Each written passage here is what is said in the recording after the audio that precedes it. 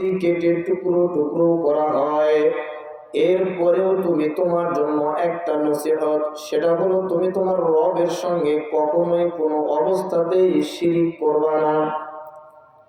ভাইরা আমার বলতেছিলেন, জুলুম তিন প্রকার। জুলুম হলো যার প্রাপ্য তাকে না দেওয়া, এটা হলো জুলুম। আল্লাহ তাআলার প্রাপ্য হলো বান্দার কাছ থেকে ইবাদত পাওয়ার প্রাপ্য হলো আল্লাহ তাআলা, এটা হলো বান্দার হক। বান্দারা মাওলার হক আদায় করবে, মাওলার সঙ্গে কাউকে শরীক করবে না। হযরত লুকমান আলাইহিস সালাতু ওয়াস সালাম বলেন, ইন্নাশ শিরকা লাযুলমুন আযীম। বৎস আমার,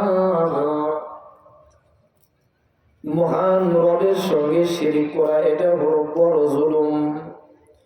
বান্দা কর্তৃক মাওলার সঙ্গে শিরিক করা এটা হলো বড় জুলুম। এই জুলুম আল্লাহ তাআলা পছন্দ করেন না, এই গুনাহ আল্লাহ তাআলা মাফও করেন না। আল্লাহ তাআলা কালামে পাকের মধ্যে তাই তো বান্দাদের উদ্দেশ্যে বলেন, ওয়াবুদুল্লাহ, ও গোলামরা, ও আমার বান্দারা, আমি আল্লাহ রাব্বুল আলামিনের ইবাদত করো, দাসত্ব করো, গোলামি করো, পায়রবি করো। ওয়ালা তুশরিকু বিহি শাইআ। অক্সিজেন দেওয়ার ক্ষেত্রে আমি কারোর কোনো সহযোগিতা নিলাম না। তোমাকে নাপাক পানি থেকে বানানোর ক্ষেত্রে কারোর থেকে কোনো সহযোগিতা আমি নিলাম না। তোমার শরীরের মধ্যে শক্তি যোগান দেওয়ার ক্ষেত্রে কারোর কোনো সহযোগিতা আমি নিলাম না। তোমার চোখের পাওয়ার দেওয়ার ক্ষেত্রে আমি কারোর কোনো সহযোগিতা নিলাম না। ও গোলাম, তোমাকে আহার দেওয়ার ক্ষেত্রে, রিজিক দেওয়ার ক্ষেত্রে কারোর কোনো সহযোগিতা আমি আল্লাহ তাআলার লাগে? জোরে বলেন, লাগে না। সুতরাং ইবাদত করো একমাত্র শুধুমাত্র কেবলমাত্র আমি আল্লাহ রাব্বুল আলামিন। ওয়াবুদুল্লাহ,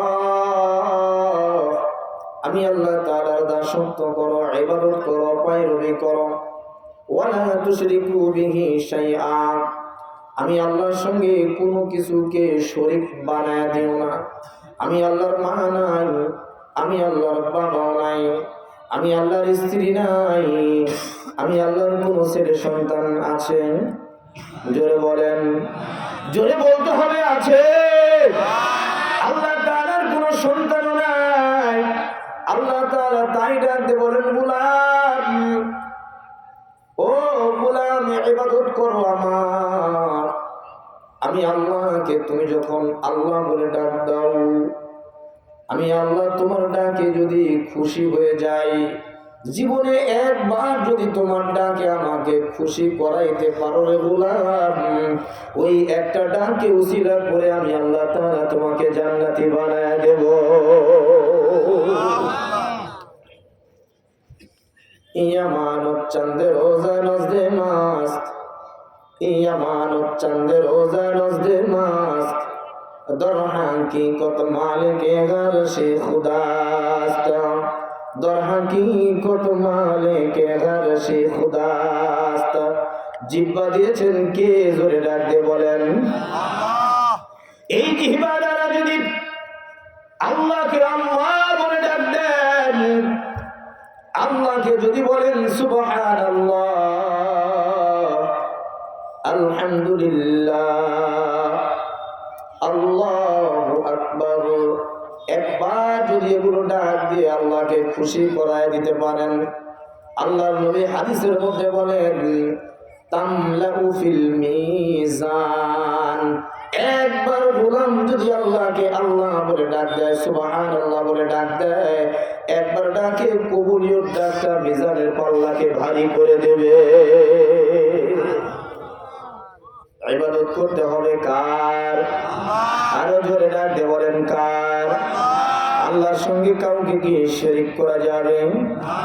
আল্লাহর সঙ্গে কাউকে শরীক করা যাবে না। আল্লাহ তাআলা বলেন, ইন্নাল্লাহা লা ইয়াগফিরু আন ইউশরাকা বিহি ওয়া ইয়াগফিরু মা দুনা যালিকা লিমান ইয়াশা। নিশ্চয় যারা আমি আল্লাহ রাব্বুল আলামিনের সঙ্গে শিরিক করে শরীক করে কাউকে লা ইয়াগফিরু আন ইউশরাকা বিহি, নামাজ না পড়লে গোলাম তোমার গুনাহ আমি আল্লাহ তাআলা ইচ্ছা করলে মাফ করে দিতে পারি।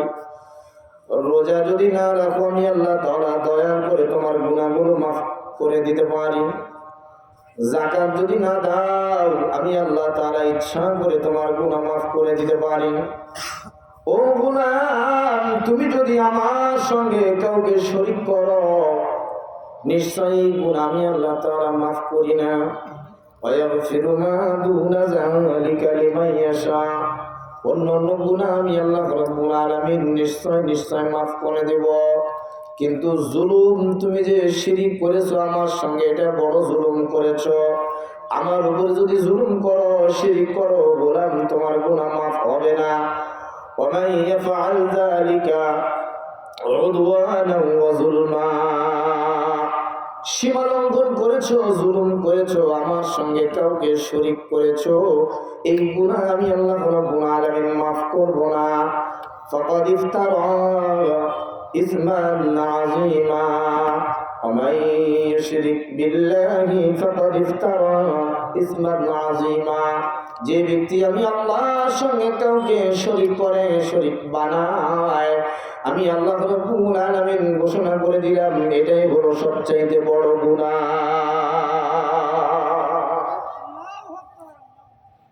সূরা নিসার 116 নম্বর আয়াতের মধ্যে মহান আল্লাহ রাব্বুল আলামিন প্রায় একই রকম কথা বলেছেন, ইন্নাল্লাহা লা ইয়াগফিরু আন ইউশরাকা বিহি ওয়া ইয়াগফিরু মা দুনা যালিকা লিমান ইয়াশা ওয়া মান ইউশরিক বিল্লাহি ফাকাদ দাল্লা দালালান বাঈদা, নিশ্চয় আমি আল্লাহ রাব্বুল আলামিন শিরকের গুনাহ বাদ দিয়ে অন্যান্য সমস্ত গুনাহ মাফ করে দিতে পারি, শিরকের গুনাহ মাফ করব না।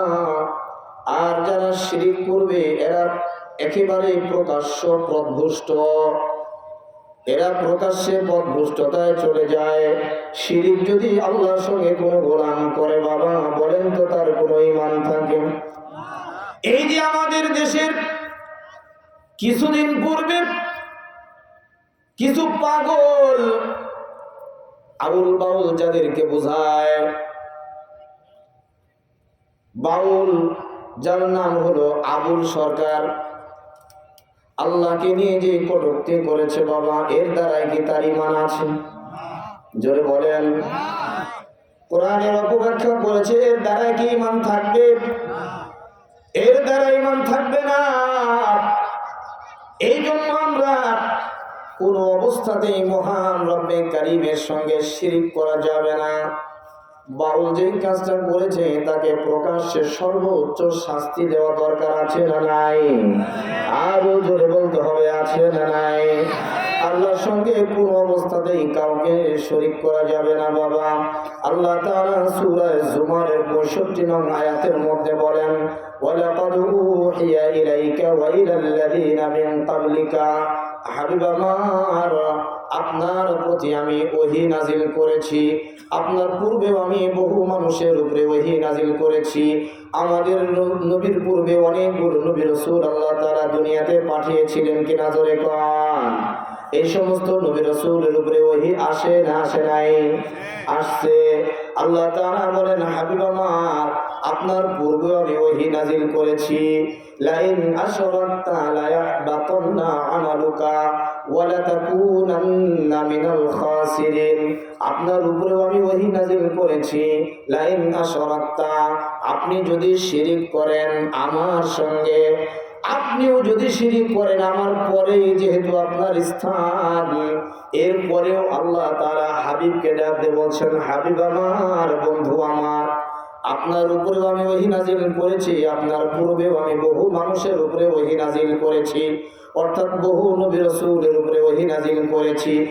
আপনিও যদি আমার সঙ্গে শিরক করেন, লা ইয়াহবাতান্না আমালুকা, আপনার যে সমস্ত আমলগুলো রয়েছে এই সমস্ত আমলগুলোকে আমি আল্লাহ রাব্বুল আলামিন নষ্ট করে দেব। নাউযুবিল্লাহ বলবেন না? ওয়ালা তাকুনান্না মিনাল খাসিরিন। শুধু নষ্ট করে দেবে এমনটি নয়, বরং আপনি ক্ষতিগ্রস্তদের অন্তর্ভুক্ত হয়ে যাবেন। এমন হুঁশিয়ারি আর এমন সাবধানতা যদি আমার আপনার নবী সরকারে দু আলম জনাবে মুহাম্মদুর রাসূলুল্লাহ সাল্লাল্লাহু আলাইহি ওয়াসাল্লামের উপরে আসতে পারে, বাবা আমি আপনি কি এমন আবু জেহেল মার্কার নেতা হয়ে গেলাম? আমার আমলের মধ্যে যদি শিরিক থাকে তাহলে আমার আমলটাকে ঠিক থাকবে? জোরে বলেন ঠিক থাকবে? আল্লাহ তাআলা বলেন ওয়ালা আশরাকু লাহাবিত আনহুম মা কানু ইয়ামালুন।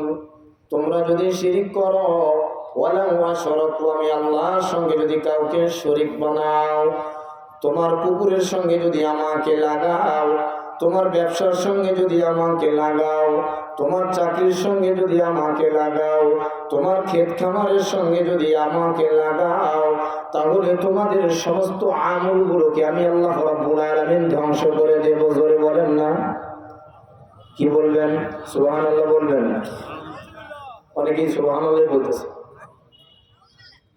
আমল যদি নষ্ট হয়, আল্লাহ তাআলা যদি আমল নষ্ট করে দেন, তাহলে এই বান্দার আর কোনো উপায় থাকবে? জোরে কোন? এই বান্দার কোনো উপায় থাকবে না। এই জন্য সুখে থাকেন অথবা দুঃখে থাকেন, গরিব অবস্থায় থাকেন অথবা ধনী অবস্থায় থাকেন, কোন অবস্থাতেই মহান রব্বে কারীমের সঙ্গে শিরক করা যাবে? জোরে বলেন। আল্লাহ তাআলা বলেন وَمَن يُشْرِكْ بِاللَّهِ فَكَأَنَّمَا خَرَّ مِنَ السَّمَاءِ। যে ব্যক্তি আমি আল্লাহর সঙ্গে শিরক করে কাউকে শরীক বানায়, فَكَأَنَّمَا خَرَّ مِنَ السَّمَاءِ, তার জন্য প্রথম শাস্তি হলো আসমান থেকে নিয়ে একজন মানুষকে যদি জমিনে ফালায় দেওয়া হয়, খররা মিনাস সামা, অত দূর থেকে যদি জমিনের মধ্যে ফালায় দেওয়া হয়, বাবা এই বেচারা জমিনে পড়ার আগেই তার নিঃশ্বাসটা বের হয়ে যাওয়ার কথা। জোরে বলেন কথা ঠিক কিনা? অর্থাৎ তার কলিজাটা শুকায় যাবে, খর হয়ে যাবে, কলিজাটা শুকায় যাবে। আমরা যেটাকে বাংলা ভাষায় বলি দুম ফেটে মারা যাবে, এটাই হলো তার প্রথম শাস্তি।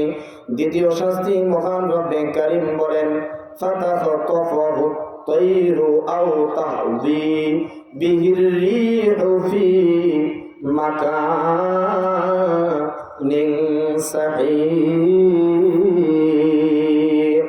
অথবা প্রবল বাতাস, এত জোরে দমকা হাওয়া একজন মানুষকে 80 কিলোমিটার বেগে যদি উড়ায় নিয়ে গিয়ে জোরে একটা ধাক্কা মারে, তাহলে এই মানুষের অবস্থাটা কেমন হতে পারে?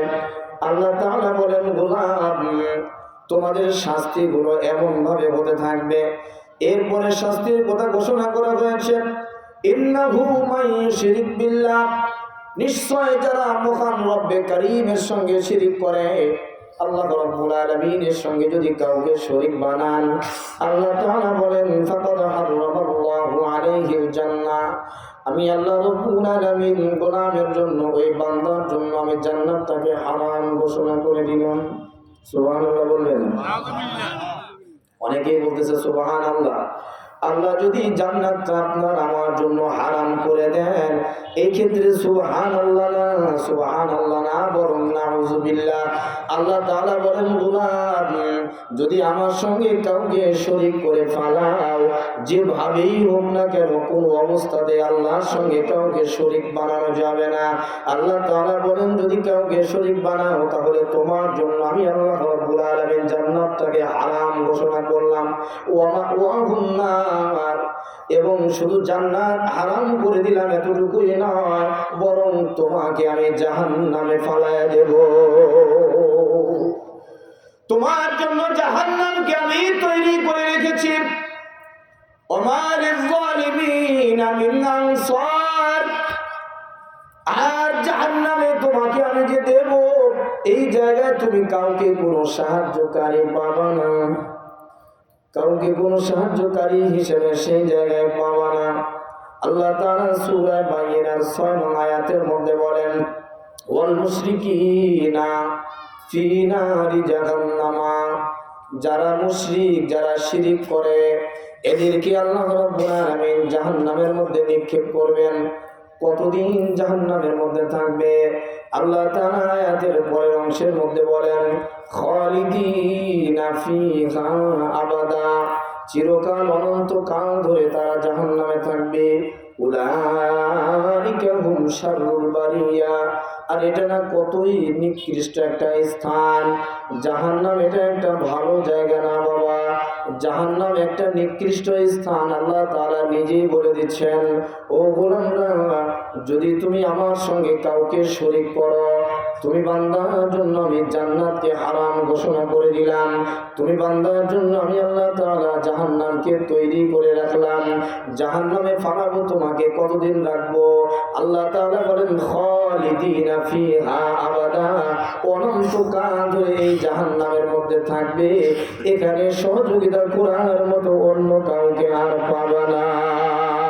একটু জিকির করেন, লা ইলাহা ইল্লাল্লাহ, জোরে লা ইলাহা ইল্লাল্লাহ, লা ইলাহা ইল্লাল্লাহ, লা ইলাহা ইল্লাল্লাহ, লা ইলাহা ইল্লাল্লাহ, জোরে লা ইলাহা ইল্লাল্লাহ, লা ইলাহা ইল্লাল্লাহ, লা ইলাহা ইল্লাল্লাহ। আসমানের মালিক যেই আল্লাহ, জমিনের মালিক সেই আল্লাহ, হায়াতের মালিক সেই আল্লাহ, মৌতের মালিক একই আল্লাহ। লা ইলাহা ইল্লাল্লাহ, জোরে লা ইলাহা ইল্লাল্লাহ, লা ইলাহা ইল্লাল্লাহ, মুহাম্মাদুর রাসূলুল্লাহ সাল্লাল্লাহু আলাইহি ওয়াসাল্লাম। তাহলে আমরা যে বয়ান করছিলাম, আজকের বয়ানের হিডিং কি? জুলুম। কি? বাসায় গিয়ে ভাবি জিজ্ঞাসা করবে, হুজুর কি ওয়াজ করেছে? আর আপনি বলবেন যে হেভি ওয়াজ করেছে। কি হেভি ওয়াজ করেছে? হেভি ওয়াজ করেছে হুজুর, রাজশাহী থেকে হুজুর আসছিল, হেভি ওয়াজ করছে। হেভি হেভি বলবেন, কিন্তু কি ওয়াজ করলেন এটার বলতে পারলেন না, তাহলে তো হলো না। আলোচ্য বিষয় হলো জুলুম। জুলুম কত প্রকার বলেছি? 3 প্রকার। কত প্রকার? 1 নম্বর হলো জুলুমুল্লাহ, আল্লাহর উপরে জুলুম করা। আল্লাহর উপরে জুলুম করা হলো আল্লাহর সঙ্গে কাউকে শরীক করা, অর্থাৎ শিরিক করা যেটা বলা হয়। এই শিরিক কোনো অবস্থাতেই কোনো মুসলমান করা যাবে না। আসুন পরবর্তী স্টেপে আমরা আসি। জুলমুল মাখলুক, মাখলুকের উপরে জুলুম করা যাবে না। ছেলে 3টা, মেয়ে 2টা, জমি জাতি ভালো ভালো জায়গা যেগুলো আছে সেগুলো ছেলেদের নামে লিখে দিয়ে মেয়েদেরকে ছাঁট করা, এটা জুলুমের মধ্যে পড়ে না? কি বলেন আপনারা? পড়ে? এগুলো এটা নলসোদা না? নলসোদা এগুলো নাই, আছে? আহা, কত মানুষ হজে যাওয়ার আগে কি সুন্দরভাবে মেয়েদেরকে ডেকে দোয়া দিয়ে যায় যে বাবা তোমার জন্য আমি মক্কায় গিয়ে দোয়া করব, ভালো জায়গা তো তোমাদের নামে দিতে পারলাম না, ছেলেদের নামে লিখে দিলাম, তুমি মন খারাপ করিও না। আল্লাহর এই গোলাম যদি 100 বারও হজ করে, হজ কবুল? জোরে বলেন। যারা কথা বলছেন না, আপনারা কি একমত না আমার সঙ্গে? এরকম ব্যক্তি কি আছে না নাই? অপরের জমি জোর দখল করে খাওয়া, এরকম লোক মনে হয় নাই? রাস্তার কন্ট্রাক্টরি নিয়ে 55 লাখ টাকার কন্ট্রাক্টরি পাইছে, কাজ 10 লাখ টাকারও হয় না, বাকি 45 লাখ টাকা শেষ। এরকম লোক আমাদের রাজশাহীতেই শুধু আছে, এখানেও আছে। মাশাআল্লাহ, তাহলে আপনাদেরকে বোঝাতে একটু সুবিধা হবে আমার। এগুলো জুলুমের মধ্যে পড়ে। কোনো মাখলুকের উপরে জুলুম করা যাবে না, কোনো মাখলুকের উপরে জুলুম করা যাবে না। কারণ আল্লাহ তাআলা জুলুম করাটা নিজের জন্যই হারাম করে নিয়েছেন। সুবহানাল্লাহ বলেন। হাদিসে কুদসির মধ্যে এসেছে, ইয়া ইবাদি, ও আমার গোলামরা, ও আমার বান্দারা, ইন্নী হারামতুজ যুলমা, ইন্নী হারামতুজ যুলমা আলা নাফসি, জুলুম আমার নিজের উপরে আমি হারাম করে নিলাম। জুলুম করাটা এটা আমি নিজের জন্য হারাম ঘোষণা করলাম, আমার নিজের জন্য জুলুম করা জায়েজ নয়। ওয়াজআলতুহু বাইনাকুম, আর এটা তোমাদের জন্য আমি আল্লাহ তাআলা জুলুম করাটা হারাম ঘোষণা করলাম।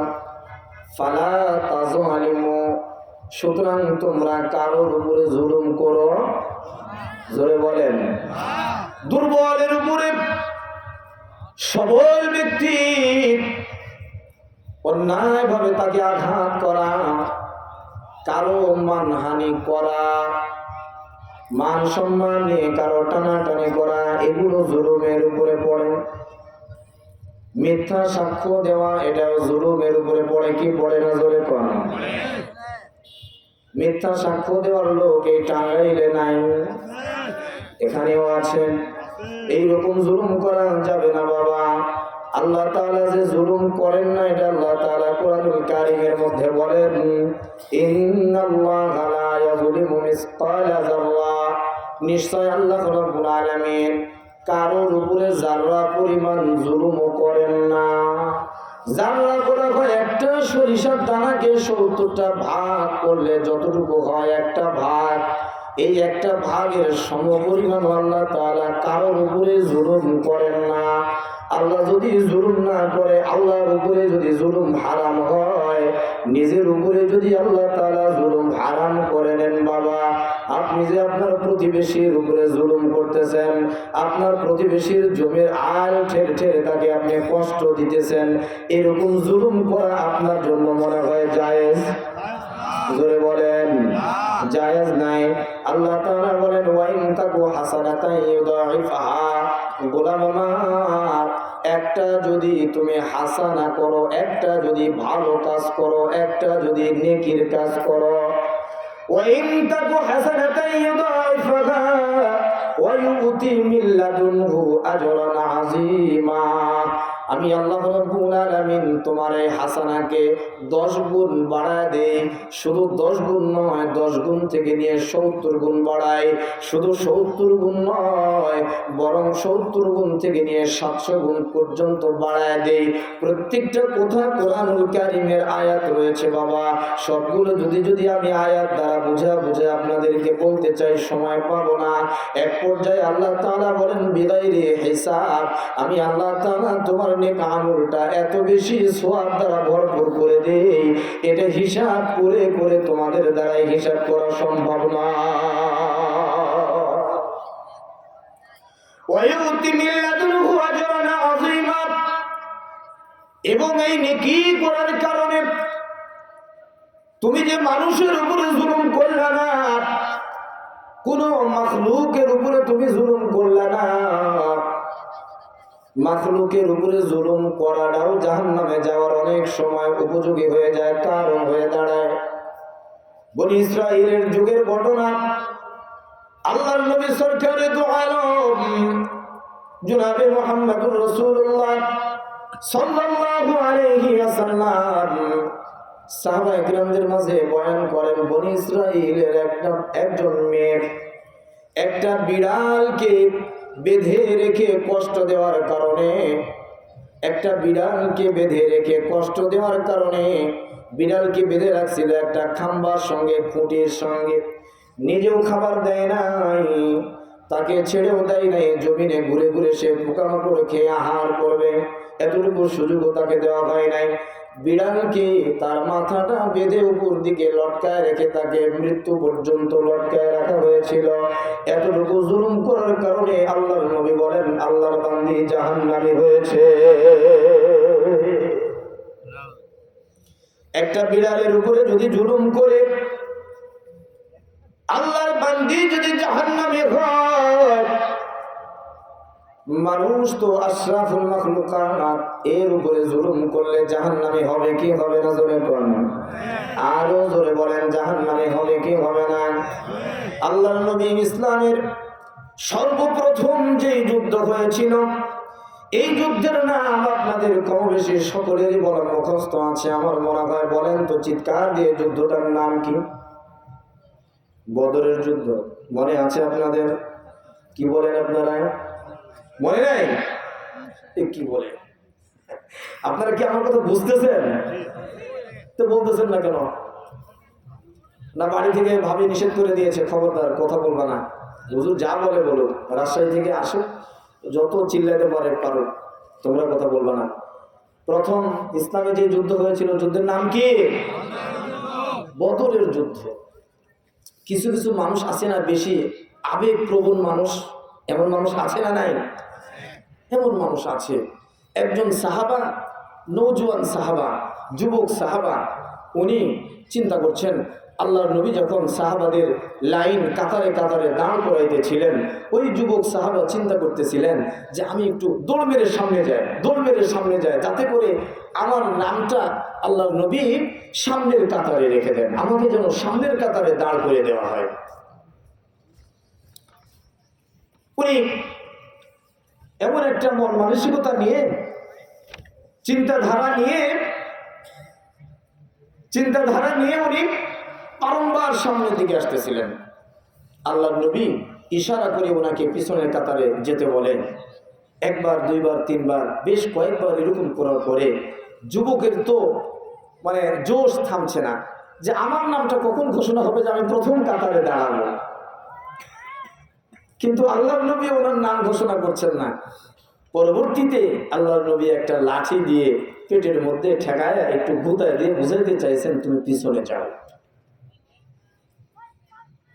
যুবক সুযোগ পেয়ে গিয়েছেন, আল্লাহর নবীকে ডাক দিয়ে বলেন, নবীজি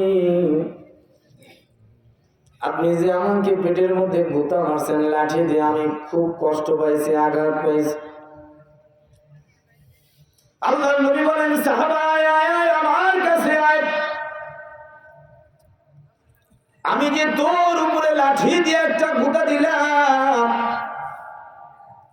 এটা তো আমি তোর উপরে জুলুম করলাম, এতটুকু জুলুম আমি নবী সহ্য করতে পারি না, সুতরাং আয় আয় আয়, লাঠি খানা ধর, আমি যত জোরে তোকে গুতা মেরেছি এমন জোরে একটা গুতা তুই আমাকে মেরে দে। আল্লাহর নবীর কথা শুনে সাহাবা রেডি হয়ে গেল, লাঠিটাও হাতে নিল। আল্লাহর নবীকে ডাক দিয়ে বলেন, পয়গম্বর আপনি আমাকে যেই জায়গায় গুতাটা মেরেছিলেন, লাঠি দিয়ে যেই জায়গায় গুতাটা মেরেছেন, এই জায়গায় কোনো কাপড় ছিল না, খালি গা ছিল। আপনার শরীরের মধ্যে কাপড় থাকবে, এর উপরে আমি গুতা দিব, এটা তো আমি মানতে পারি না। আপনার শরীরের কাপড় খানা একটু ঘটাইয়া দেন, আপনার শরীরের কাপড় খানা একটু ঘটান, যাতে করে আমি প্রতিশোধ নিতে পারি। আল্লাহর নবী বলেন, সাহাবা আয় আয় আয়, আমার বুকের কাপড় খানা আমি সরাই দিলাম। সাহাবা নিজের হাতে লাঠি ছিল বাবা, যেই সুযোগ পাইছে সাহাবা কি রাসূলের থেকে প্রতিশোধ নেবে? আপনারা কি মনে হয় প্রতিশোধ নেবে? সঙ্গে সঙ্গে নিজের বুকের কাপড় খানা উদান করে খুলে ফালাইয়া দিয়া নবীজির বুকের সঙ্গে নিজের বুকটা লাগায় দিয়ে বলেন, পয়গম্বর জীবনে কখনো সুযোগ পাই নাই, কখনো সুযোগ পাবো কিনা সেটাও আমি জানি না, আপনার সিনার সঙ্গে শরীরের সঙ্গে একটু শরীরটা লাগানোর জন্য আমি বাহানাগুলো করতেছিলাম গো পয়গম্বর।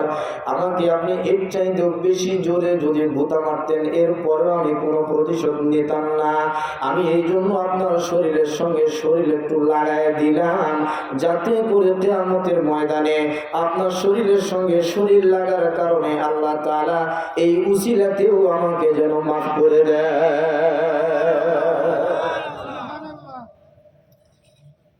সামান্যতম একটু জুলুম এটাই নবীজি সহ্য করলেন না, সাহাবাকে বলে দিলেন প্রতিশোধ না। আমরা তো বড় বড় জুলুম করি, অন্যায় ভাবে ছেলেকে জমি রেজিস্ট্রি করে দেই, মেয়েকে সাট করি, অনেক সময় মেয়েকে রেজিস্ট্রি করে দেই, ছেলেকে সাট করে ফালাই। এগুলো যদি করেন বাবা, কিয়ামতের ময়দানে মাহাশরে এটার দ্বারাই কিন্তু রক্ষা পাওয়া যাবে না, মুক্তি পাওয়া যাবে না, এর দ্বারাই জাহান্নামের আগুনে নিক্ষেপ হতে হবে। আল্লাহ তাআলা যেহেতু কোনো মানুষের উপরে জুলুম করেন না, কোনো মাখলুকের উপরে জুলুম করেন না, আল্লাহ তাআলা কালামে পাকের মধ্যে বলেন, ইন্নাল্লাহা লা ইয়াজলিমুন নাসা শাইআ, মানুষের উপরে আমি আল্লাহ রাব্বুল আলামিন জুলুম করি না, বরং অন্য যতগুলো মাখলুক রয়েছে কোন মাখলুকের উপরে আমি আল্লাহ তাআলা জুলুম করি না। অন্য জায়গায় কালামে পাকের মধ্যে রব্বে কারীম বলেন, ওয়া মাল্লাহু ইউরিদু যুলমান লিল আলামিন, আমি আল্লাহ রাব্বুল আলামিন যতগুলো জগৎ রয়েছে, প্রাণী জগৎ বলেন, সৌরজগৎ বলেন, মাছ জগৎ বলেন, যতগুলো জগৎ রয়েছে, যতগুলো কাল রয়েছে, সমস্ত কালের যতগুলো মাখলুক রয়েছে, কোন মাখলুকের উপরে আল্লাহ তাআলা জুলুম করেন না। জুলুমের শাস্তির ব্যাপারে আল্লাহ রাব্বুল আলামিন কালামে পাকের মধ্যে বলেন, ওয়া আনজিরিন নাস, হাবিব আমার, আপনি আপনার উম্মতদেরকে ভয় দেখান, আপনার উম্মতদেরকে আপনি ভয় দেখান, ইয়াউমা ইয়াতিহিমুল আযাব, আযাবের দিন যেই দিন শুরু হয়ে যাবে সেই দিনের ভয় আপনি আপনার উম্মতদেরকে দেখান। ফায়াকুলুল লাযীনা যালামু, যেই দিন জালেমরা জুলুম করার কারণে আমি রব্বে কারীমকে ডাক দিয়ে বলবে, রব্বানা, হে আমাদের রব, আখিরনা, আমাদেরকে একটু সুযোগ করে দেন, আমাদেরকে একটু সুযোগ দেন, আমাদেরকে একটু সময় দেন, ইলা আজালিন করিব, একেবারে কিছু সুযোগ দেন যাতে করে আমরা পরবর্তীতে আপনার কাছে আসতে পারি। রব্বানা আখিরনা ইলা আজালিন করিব ফাসাদদাক ওয়া আকুম মিনাস সালিহিন। আল্লাহ তাআলার কাছে জালেমরা ডাক দিয়ে বলবেন, রব্বে কারীম, আমরা যেন দুনিয়াতে গিয়ে আবার একটু সুযোগ পেয়ে সত্যবাদীদের দলের মধ্যে আমাদের নাম লিখাইতে পারি, ওয়া আকুম মিনাস সালিহিন, এবং যারা নেককার বান্দারা আছে তাদের সঙ্গে আমি যেন সাথী হয়ে যেতে পারি। এইভাবে জালেমরা কিয়ামতের দিন বলতে থাকবে। জালেমরা যতই বলুক, বলেন তো আর কোনো সুযোগ দেওয়া যাবে? আর কোনো সুযোগ দেওয়া যাবে না। জুলুমের ভয়াবহতা কি এটা নিয়ে কোরআনুল কারীম থেকে আলোচনা সময় সুযোগ আর নাই, যেহেতু আমাদের প্রধান মেহমান চলে আসতেছে, আমাকেও সিগন্যাল দেওয়া হয়েছে।